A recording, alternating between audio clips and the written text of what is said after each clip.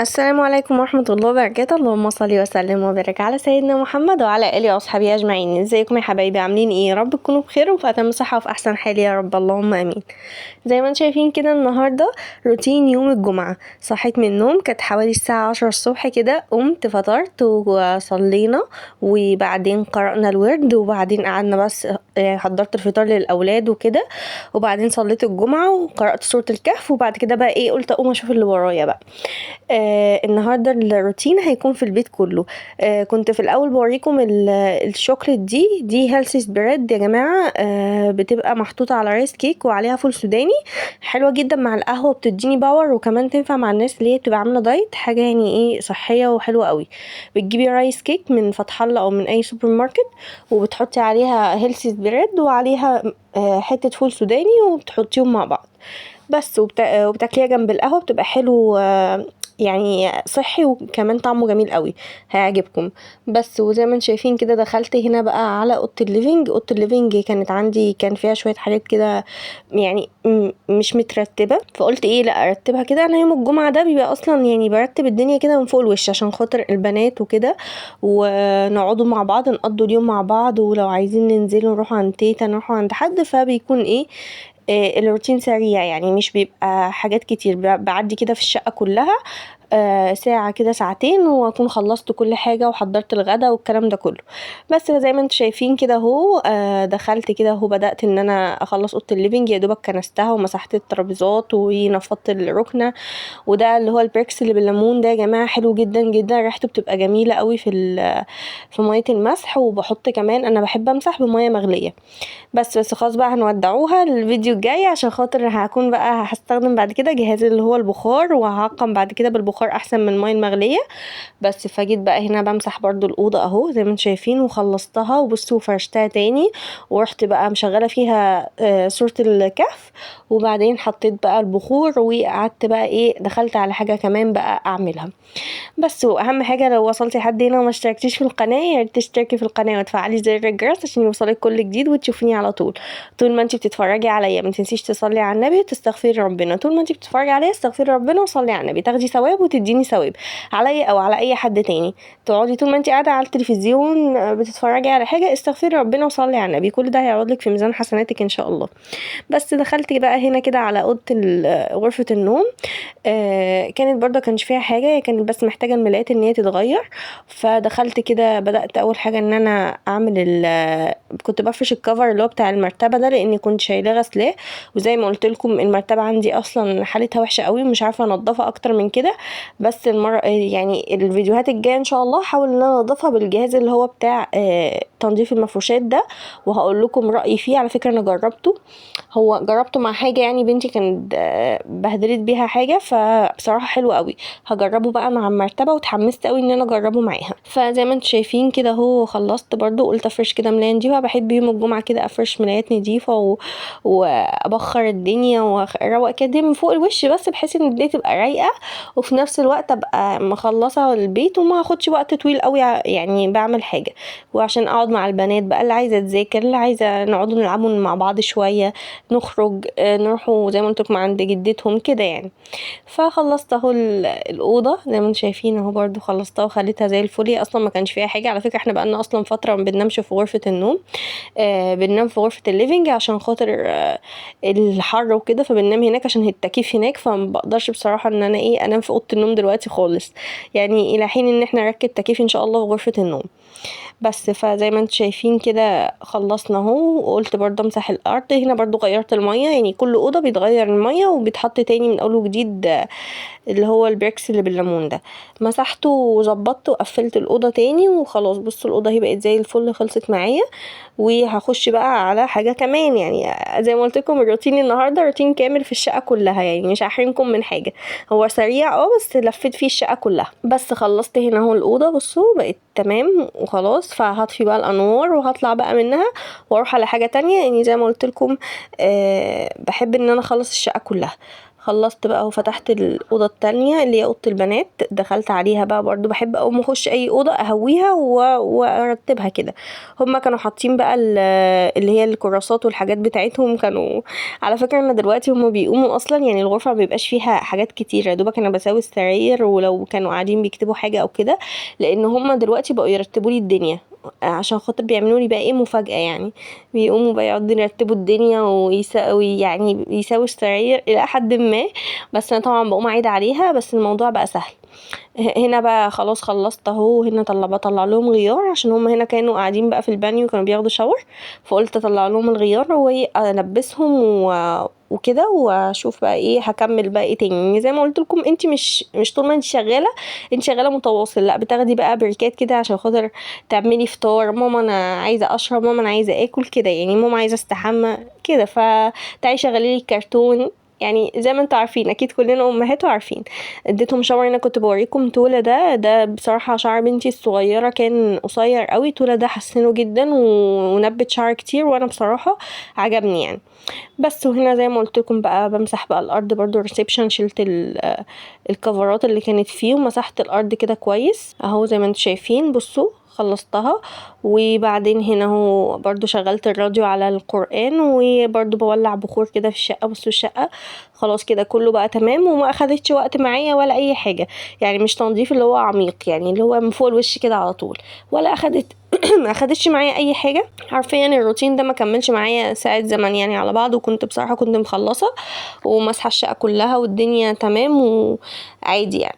يعني خدي يوم كده، حاولي تاخدي يوم كده بريك تخففي على نفسك الشغل، ولو تقدري كمان اليوم ده تجيبي اكل جاهز. بس انا اليوم اللي بجيب فيه اكل جاهز بصراحه بيكون يوم اجازه زوجي. احنا اليوم ده انا ما بحبش اخش المطبخ، انا باخده اجازه لنفسي وليه، فما بعملش اي حاجه يعني. يا دوبك بس لو عايزه اقوم كده اسوي السرير مكان ما كنا نايمين وكده وخلاص، انما ما بعملش اي حاجه اليوم ده خالص، باخد اليوم ده اجازه معاه.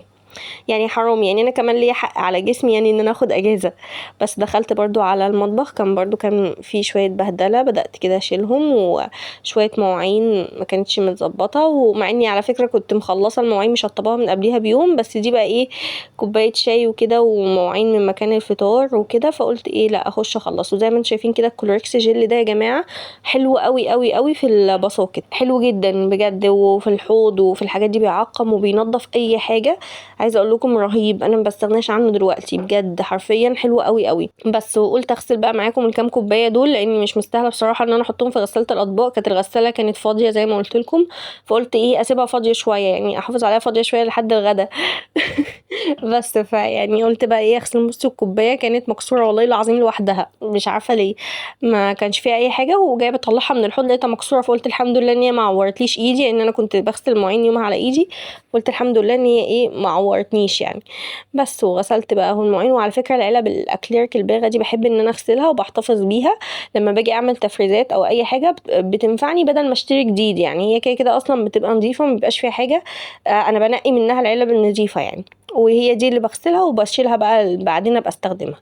جبت بقى هنا الكاتل وحطيت كده جواه خل، شويه خل كده، وبستخدم انا خل اللي هو وادي فود ده، حلو قوي يا جماعه، حلو قوي قوي بجد، مركز وحلو حلو جدا ومش غالي.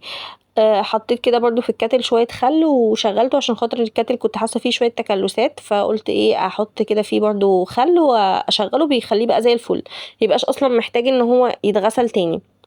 بس فخلاص كده اهو قلت اغسل الباسكت اهو برضو بالمره غسلته.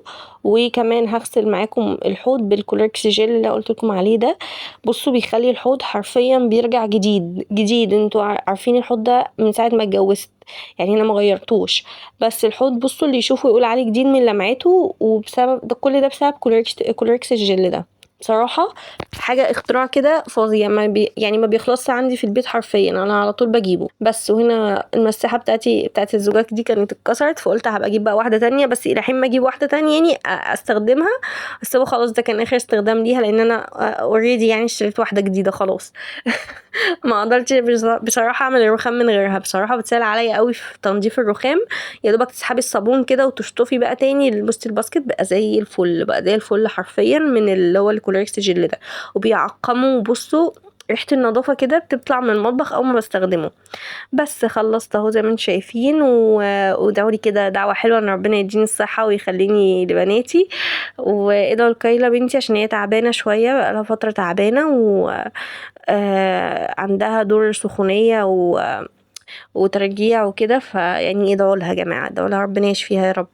بس فزي ما انتم شايفين كده بدعك برضو هنا البوتاجاز، قلت ادخل برضو اعمله، وكان البوتاجاز عندي كان برضو فارت عليه القهوه الصبح وانا بعملها فقلت ايه انضفه، لان انا بصراحه ما بحبش اقف في المطبخ ولا اعمل غدا طول ما المطبخ مش نضيف، او بالذات البوتاجاز مش نضيف، ما بعرفش اطبخ عليه، لازم البوتاجاز يبقى متشطب وبعد كده اطبخ بقى. بس فخلصت اهو برضو مسحت البوتاجاز وظبطته، يعني برضو زي ما قلت لكم حاجه كده من فوق الوش على طول، مش حاجه عميقه يعني.